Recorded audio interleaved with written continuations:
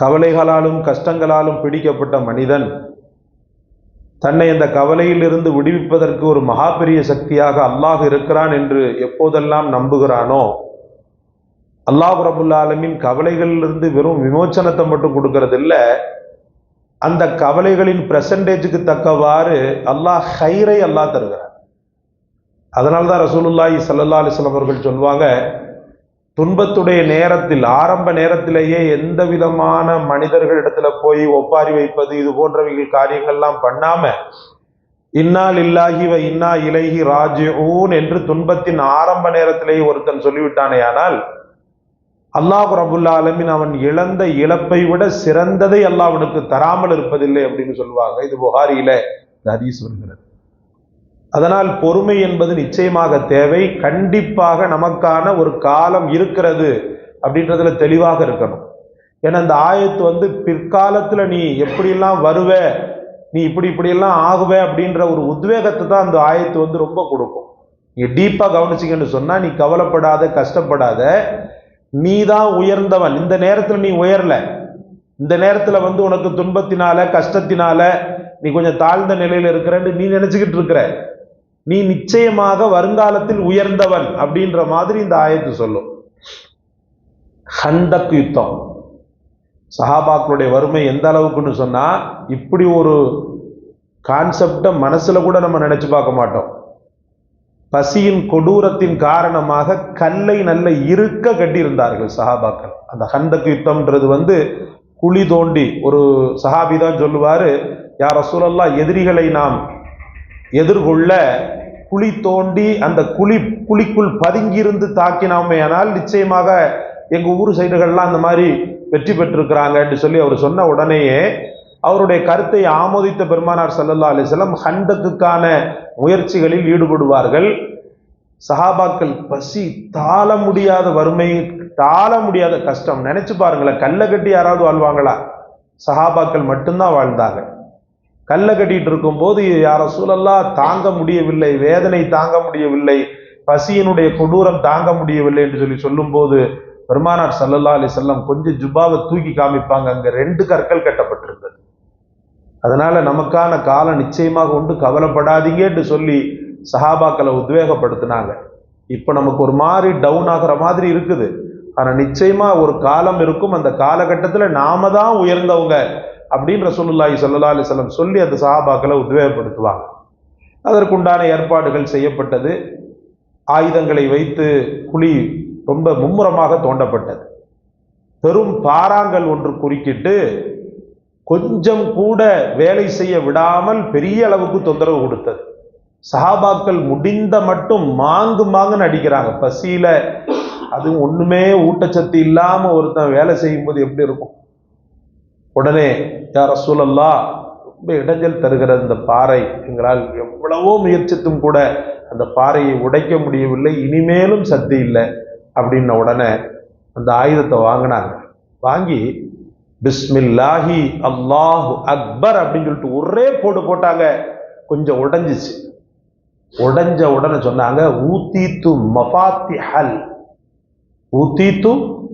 மஃபாத்திஹ ஷாம், ஷாம் தேசத்தினுடைய திறவுகோள்கள் எனக்கு தரப்பட்டிருக்கிறது, அதாவது அரசாட்சி, அங்குள்ள அரசாங்கம் எனக்கு தரப்பட்டிருக்கிறது அப்படின்னு சொல்லி சொன்னாங்க.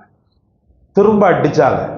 அடிச்ச உடனே அந்த பாறை இன்னும் ஒரு அரைவாசி விளந்துச்சு. அப்ப சொன்னாங்க, ஊத்தீத்து மஃபாத்திஹல் ஃபாரிஸ் அப்படின்னு சொல்லி சொன்னாங்க. பாரசீக பேரரசு இருக்குது பார், அந்த பேரரசின் ஒட்டுமொத்த அந்த ஆட்சி அதிகாரங்கள், அதனுடைய கஜானாக்களின் சாவிகள் எனக்கு தரப்படுகிறது அப்படின்னு சொன்னாங்க. மூன்றாவதாக வேகமாக அடித்தாங்க, சுக்கு நூறா உடைஞ்சது.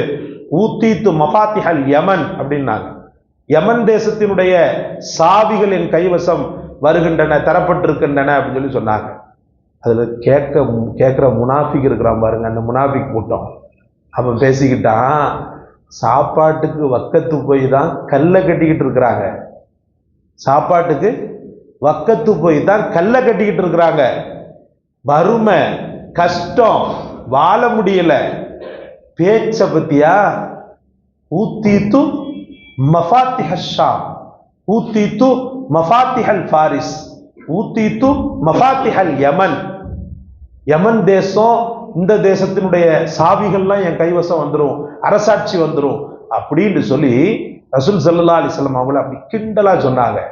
ஆனா அல்ஹம்துலில்லாஹ், அல்லாஹ் ரப்புல் ஆலமீன் அவன் கேட்ட அந்த எகத்தால, அவன் சொன்ன எகத்தால பேச்சையெல்லாம் ரசூலுல்லாஹி ஸல்லல்லாஹு அலைஹி வஸல்லம் கேட்டு, வறுமை கஷ்டம் இருந்தாலும் அல்லாஹ் தனக்கு நிச்சயமாக வழிகாட்டுவான்ற அந்த ஒரே பின்புலம், பேக்போன், அந்த பின்புலத்துல தான் பெருமானார் ஸல்லல்லாஹு அலைஹி வஸல்லம் தைரியமான பாசிட்டிவான வார்த்தைகள், கான்பிடன்ஸான வார்த்தைகளை உதிர்த்தாங்க சகோதரர்களே. அதனால் நம்ம அல்லாவை நாம் எப்போதெல்லாம் துன்பத்தின் நேரத்தில் முழுவதுமாக நெஞ்சத்தில் வைக்கிறோமோ, நமக்கு அல்லாஹு தஆலா பெரிய பெனிஃபிட்டை பின்னாடி கொடுப்பான்றதுல உறுதியா இருக்கணும். சையதுனா யூசுப் அலைஹிஸ்ஸலாத்து வஸ்ஸலாம் அடிமை சந்தையில் விற்கப்பட்டவர். அவருடைய வரலாறுலாம் கேட்டீங்கன்னு சொன்னா, துன்பங்கள் இப்படி இல்லாம ஒரு மனிதனுக்கு வரணும். ஒரு பச்சை குழந்தைக்கு துன்பண்டா எப்படி இருக்கும்? ஒரு சோதனை அப்படின்றது கிரகிக்க முடியாத ஒரு வயது. அது குழந்தையில ஒரு துன்பம்ன்றது எவ்வளவு பெரிய கொடுமை. அதை கிரகிக்கக்கூடிய ஆற்றல் கூட அந்த நேரத்தில் பெருசா இருக்காது. அந்த நேரத்திலேயே சகோதரர்களால் வஞ்சிக்கப்பட்டார், சகோதரர்களால் பொறாமையாக்கப்பட்டார், அடிமை சந்தையில் கூவி கூவி விற்கப்பட்டார். பொம்மையை விற்கிற மாதிரி அவரை விற்றான். ஐயோ, இவ்வளவு பேரழகை நீங்கள் பார்க்க முடியுமா? மனித உலகத்தில் இது போல ஒரு அழகை நீங்கள் பார்க்க முடியுமான்னு சொல்லி அந்த ஆடு மாடை விற்கிற மாதிரி எல்லாம் விற்றான். அடிமை சந்தையில் விற்கப்பட்ட அவர்களுக்கு அல்லாஹ் ரப்புல் ஆலமீன் ஒரு பெரும் நகரத்தின், மிஸ்ர் தேசத்தின் அதிபதியாக அவர் ஆக்கினான். அல்லாஹ் ரப்புல் ஆலமீன். அதனால நம்ம எந்த காலத்திலும் கான்பிடன்ஸ், தன்னம்பிக்கை ஒரு பக்கம், இறை நம்பிக்கை அதை விட விஞ்சி நிக்கணும். துன்பம் வந்த உடனேயே அவ்வளவுதான், முடிஞ்சு போச்சு, அவ்வளவுதான், எனக்கு அவ்வளவுதான், வாழ்க்கையை முடிஞ்சு போச்சுன்னு சொல்லி சில பேர் பார்த்தீங்கன்னா அல்லாஹ் பாதுகாக்கணும், நாத்திகனா கூட மாறிடுறான். அல்லாஹ் பாதுகாக்கணும், பாய்தான். அவனுடைய போக்கு எப்படி மாறிடும்னு சொன்னா, நான் தொடர்ந்து கேட்டங்க, அவன் தரல, அதனால தெய்வம் இல்லைன்றதுல நான் உறுதியா இருக்கிறேன், அவன் இருந்தா கண்டிப்பா தந்திருப்பானே. இவன் மறந்துட்டா முட்டாள், அந்த ஒன்னதான் தரல அல்லாஹு தாலா, மற்றதெல்லாம் கொடுத்திருக்கிறான்றத மறந்துடுறான். ஹஜரத் யூசுப் அலைஹிஸ்ஸலாம் துன்பத்தினுடைய உச்சத்தில் அப்படியே வைத்து நங்கு நங்கு நங்கு நங்குன்னு குத்தப்பட்டும் கூட ஹஜரத் யூசுப் அலைஹிஸ்ஸலாம் தனக்கான ஆப்பர்ச்சுனிட்டியை நிச்சயமாக அல்லாஹ் தருவான்றதுல உறுதியாக இருந்தாங்க. அடிமைப்பட்டு ஒரு அரண்மனையில ஒரு பெண்ணால் வேறு விதமாக பார்க்கப்பட்டு, அதற்கு பிறகு சிறையில் அடைக்கப்பட்டு, சாப்பாடு இல்லாம, தண்ணி இல்லாம, அதாவது சுதந்திரம் இல்லாம, அவ்வளவு போராட்ட களத்தில் அவர்கள் வாழ்ந்தும் கூட தன்னை படைத்தவன் தன்னை கைவிட மாட்டான்ற அந்த ஒரே தௌஹீத், ஏகத்துவ கொள்கை, தன்னுடைய ரப்பின் மீது உள்ள தவக்குல் அவங்கள ஒரு மிஸ்ர் தேசத்தின் அதிபதியாக வைத்து அழகு பார்த்தது சகோதரர்களே. சஹாபாக்கள்ல சில பேர் கேட்பாங்க, யா ரசூலல்லாஹ், நாம் இவ்வளவு துன்பப்படுத்தப்படுகிறோமே, வாழ்க்கையில் என்னென்ன படக்கூடாத அத்தனையும் படுத்தப்படுகிறோம், நமக்கு விடிவே கிடைக்காதான்னு சொல்லி வேதனையில ஒருத்தர் விம்மினார். அப்பதான் ரசூலுல்லாஹி ஸல்லல்லாஹு அலைஹி வஸல்லம் சொன்னாங்க, முன்னோர்களுக்கு தரப்பட்ட வேதனையை விட உனக்கு அதிகமா தரப்பட்டிருக்குதா? நீ நல்ல புரிந்துக்கோ. முன்னோர்களில் சில மக்களை படுக்க வைக்கப்பட்டு இரும்பு சீப்புகள் இருக்குது பார், இரும்பு சீப்புகளால் அவன் தீனை பின்பற்றினான்ற ஒரே காரணத்திற்காக இரும்பு சீப்பை வைத்து மேனிகள் அப்படி உராயப்படும், தேய்க்கப்படும், ரத்தம் சொட்ட சொட்ட அந்த மக்கள் துன்புறுத்தப்பட்டனர், பெண்கள் எரிக்கப்பட்டனர், எத்தனையோ மக்கள் உயிர் சேதத்துக்கு ஆளாகினர். ஆனாலும் கூட அந்த மக்களுடைய உள்ளத்தில் அல்லாஹ் இருக்கிறான் என்ற அந்த ஒரு நம்பிக்கையில் இன்ஷா அல்லாஹ் அதற்கு பிறகு எவ்வளவு பெரிய பெனிஃபிட் அவங்களுக்கு கொடுத்தான். உயிர் அவங்களுக்கு போயிடும், ஆனா பின்னாடி வரக்கூடிய ஜெனரேஷன் எப்படி வாழ்ந்துச்சு? இன்னைக்கு பாத்தீங்கன்னு சொன்னா எல்லாரும் பயப்படுறான். பார்க்கிறோமா இல்லையா? எல்லாரும் பயப்படுறான். இந்த மதம் ஏன் இப்படி பரவுகிறது? இந்த மார்க்கம் ஏன் இப்படி பரவுகிறது என்று சொல்லி அதை முடிக்கிறதுக்கு, அதை முறிக்கிறதுக்கு என்னென்ன முஸ்தீபுகள் இருக்குமோ அத்தனையும் காய் நகர்த்தி செய்து கொண்டிருக்கிறான். ஆனாலும் விஸ்வரூப வளர்ச்சியில் இந்த மார்க்கம் தொன்று தொட்டு வளர்ந்து கொண்டே இருக்கிறது. நாடெங்கும், ஊரெங்கும், உலகெங்கும். பின்னாடி உள்ள அந்த எதிர்காலத்திற்காக நாம் காத்திருக்க வேண்டும் சகோதரர்களே. எடுத்த எடுப்புல எனக்கு இது கிடைக்கல, அது கிடைக்கல, அப்படி இல்லை, இப்படி இல்லைன்னு மனிதர்களிடத்துல சென்று புலம்புவதுதான் ஒரு இறை நம்பிக்கைக்கு பெருத்த வேட்டை வைக்கிறது சகோதரர்களே. சுராக்கா இப்னு மாலிக் ரலியல்லாஹு ஆரம்ப காலகட்டத்தில் கொஞ்சம் வறுமைக்கு உட்பட்டவர் தான். அபூ ஜஹலுடைய உதவாத அறிவிப்பு ஒன்று இருந்துச்சு.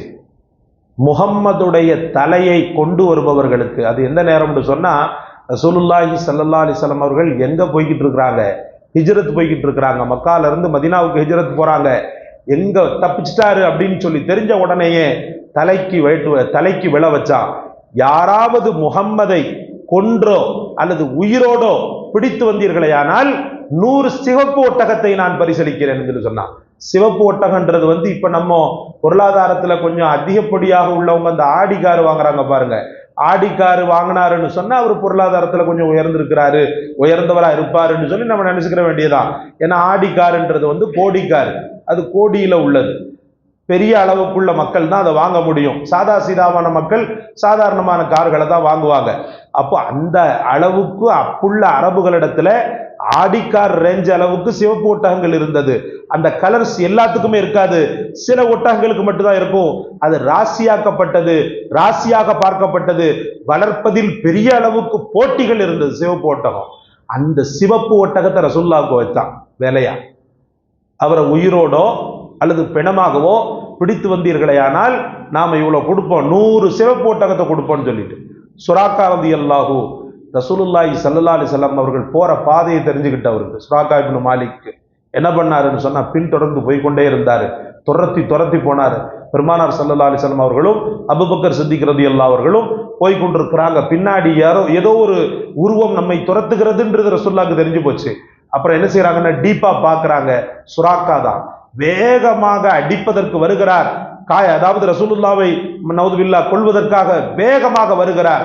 உடனே பெருமானார் ஸல்லல்லாஹு அலைஹி வஸல்லம் அவர்கள் பூமிக்கு கட்டளையிடுறாங்க, அல்லாஹ்வின் உத்தரவை கொண்டு அவரை விழுங்கி விடு அப்படின்னு சொல்றாங்க. கால்களை இப்படி பற்றி பிடித்து கொண்டது பூமி. அங்கிட்ட அசைய முடியல, இங்கிட்ட அசைய முடியல. அப்படியே அப்படி ஸ்டெடனாய் நிக்கிறாரு. அங்க இது பண்றாரு, இப்படி ஒரு மாதிரியே திமிர்றாரு. திமிர்னாலும் அந்த பூமியின் பிடி ஒரு பலமான பிடியாக இருந்தது. அப்பந்தான் மன்னிப்பு கேட்கிறாரு, யா ரசூலல்லாஹ் என்னை மன்னிச்சிருங்க, என்னை விட்டுருங்க, எனக்காக துவா செஞ்சு என்னை விட்டுருங்க, நான் தெரியாம உங்க பின்னாடி வந்துட்டேன். அப்போ உடனே பெருமானார் ஸல்லல்லாஹு அலைஹி வஸல்லம் காருண்ய நபி அல்லவா துவா செய்கிறார்கள். அந்த பூமி தளர்த்துகிறது பிடியை. தளர்த்தின உடனே திரும்ப என்ன பண்றாருன்னு சொன்னா ரசூலுல்லாவை பிடிக்க முற்படுகிறார். 2வது முறையும் சுராக்காவை பிடித்துக் கொள்றாங்க. அவரோடு சேர்த்த குதிரையும் சேர்த்து பிடிக்குது. பிடிச்சிட்டு அப்படி பிடிச்சு பலமா நிக்குது பூமி, அந்த மண்ணு. திரும்பவும் மன்னிப்பு கேட்கிறார். மன்னிப்பு கேட்டு திரும்பவும் அதே பாவத்தை செய்கிறார். 3வது முறையாக சத்தியம் விடுகிறார், ரசூலல்லாஹ் அல்லாஹ்வின் மீது ஆணையிட்டு கூறுகிறேன், உங்களை நான் டிஸ்டர்ப் பண்ணணும்னு வரல.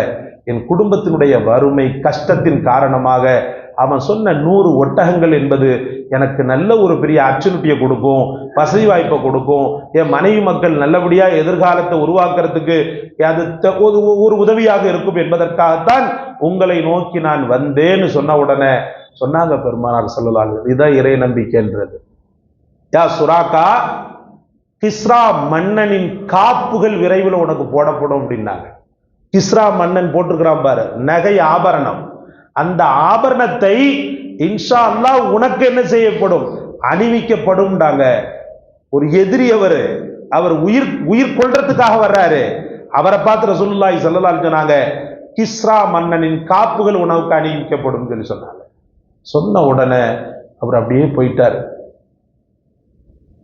ஆனா அவருக்கு உள்ளத்துக்குள்ள சொன்னது ஒரு அமீன், சொன்னது ஒரு சாதிக், உண்மையாளர், நம்பிக்கையாளர். ரசூல் ஸல்லல்லாஹு அலைஹி வஸல்லம் அவர்கள் ஒரு வார்த்தையை சொன்னார்களேயானால் அது சத்தியத்தை தவிர வேற எதுவும் கிடையாது அப்படின்றதுல உறுதியாக இருந்தாரு. ரசூல் ஸல்லல்லாஹு அலைஹி வஸல்லம் வஃபாத் ஆயிட்டாங்க. அந்த நாளை கிஸ்ரா மன்னனின் ஆபரணங்கள் எனக்கு பூட்டப்படும் சொன்னாங்களே, அது எப்போ? வறுமையிலும் கஷ்டத்திலும் தானே உழண்டு கொண்டிருக்கிறேன். தீனுல் இஸ்லாத்தை தழுவி விட்டு பெருமானார் ஸல்லல்லாஹு அலைஹி வஸல்லம் சொன்ன வார்த்தைகள் இன்னும் கூட எனக்கு கனவாகத்தானே இருக்கிறது என்று சுராக்கா எதிர்பார்த்து கொண்டே இருக்கிறார். அல்லாஹ் அக்பர். அந்த நாளும் வந்தது. அபூபக்கர் சித்திக் ரலியல்லாஹுடைய ஆட்சி காலத்திற்கு பிறகு ஹஜ்ரத் சையதுனா உமர் ரலியல்லாஹுடைய ஆட்சி காலம் வருகிறது. உமர் ரலியல்லாஹுடைய ஆட்சி காலத்துல கிஸ்ரா தேசம் கைப்பற்றப்படுகிறது. கிஸ்ரா தேசம் அப்ப நினைச்சாராம் சுராக்கா நினைச்சாராம், கிஸ்ரா எவ்வளவு பெரிய நாடு, அந்த நாட்டில் உள்ள மன்னனின் காப்புகளை அவனை முறியடிச்சு எனக்கு போடப்படுமா? இதெல்லாம் நடக்கக்கூடிய காரியமாண்டு ஆரம்பத்துல நினைச்சிட்டு தான் அதுக்கப்புறம் மனசு அப்படி மாத்தினாரு. ரசூல் சொல்றாங்கன்னு சொன்னா அதுல ஏதோ ஒரு அர்த்தம் இருக்கும் அப்படின்னு அவர் நினைத்து கொண்டே காலத்தை ஓட்டி கொண்டிருக்கிறார். அல்லாஹ் அக்பர். எவ்வளவு பெரிய அல்லாஹ் ரப்பல் ஆலமீன், எவ்வளவு பெரிய பேருபகாரன், பெரும் கருணையாளன் பாருங்கள். உமர் ரலியல்லாஹுடைய ஆட்சி காலத்தில் உமர் ரலியல்லாஹு கிஸ்ராவை வென்று, கிஸ்ரா மன்னனின் அந்த ஆபரணங்கள் இருக்கிறது அல்லவா, அந்த ஆபரணங்களை எடுத்து வச்சுட்டு காத்துக்கிட்டு இருந்தாங்க. வராக்காவை எங்கே என்று கேட்டாங்க. வராக்கா இப்னு மாலிக்கை எங்கே என்று கேட்டார்கள். மாலிக்கின் மகன் வராக்காவை எங்கே என்று கேட்டார்கள். ஓரஞ்சாரத்தில் இருந்த வராக்கா மன்னிக்க வேண்டும், சுராக்கா வந்தார். சுராக்கா இப்னு மாலிக் வந்தார். வந்த உடனே அவருக்கு அணிவித்தாங்க. ஹஜ்ரத் உமர் ரலியல்லாஹு அணிவித்தாங்க. அது ஸத்தக ரசூலுல்லாஹி ஸல்லல்லாஹு அலைஹி வஸல்லம், நிச்சயமாக பெருமானார் ஸல்லல்லாஹு அலைஹி வஸல்லம் உண்மையாளர். அவங்க உண்மைப்படுத்திட்டாங்க. இன்ன கௌலஹு ஹக்குன், அவங்களுடைய வார்த்தை உண்மை. இன்ன அமலஹு ஹக்குன், அவங்களுடைய அமல் உண்மை, அதாவது அவங்களுடைய செயல்பாடுகள் உண்மை என்று சொல்லி அவரை அப்படியே ஆற தழுவி முசாபஹா செய்து அவரை ஒரு பெரும் மகனாக அந்த உலகத்தில் உயர்த்தினார்கள் சையதுனா உமர் ரலியல்லாஹு. அதனால திரும்ப சொல்றோம், இந்த உலகத்துல ஒரு துன்பம் வந்துருச்சுன்னு சொன்னா நீங்க சார்ந்திருப்பது அல்லாஹ்வே தான் இருக்க வேண்டும். தஸ்பீஹாத்துல ஈடுபடணும், திக்ர் ஃபிக்ர்ல ஈடுபடணும், தொழுகையில ஈடுபடணும். இஹ்தின ஸிராத்தல் முஸ்தகீம், இய்யாக நஅபுது வ இய்யாக நஸ்தஈன், அந்த வார்த்தையில உள்ள அந்த அர்த்த புஷ்டியை நீங்க பார்த்தீங்கன்னு சொன்னா ஒவ்வொரு நாளுமே நம்ம அல்லாஹ்வை சார்ந்திருக்க வேண்டும் என்பதை அந்த ஆயத்தை நமக்கு சொல்லாம சொல்லிக் கொடுக்கிறோம். இய்யாக நஅபுது வ இய்யாக நஸ்தஈன், உன்னையே நாங்கள் வணங்குகிறோம், உன்னிடமே தான் உதவியும் தேடுகிறோம். நிச்சயமாக பிற்காலம் எதிர்காலம் எங்களுக்கானது என்பதில் நாங்கள் உறுதியாக இருக்கிறோம் அப்படின்ற அற்புதமான வசனத்தை ஓதும் காலமெல்லாம் நாம் உறுதியேற்றுக் கொள்வோம். அல்லாஹ் நம் அனைவரின் மீதும் தௌஃபீக் செய்வானாக.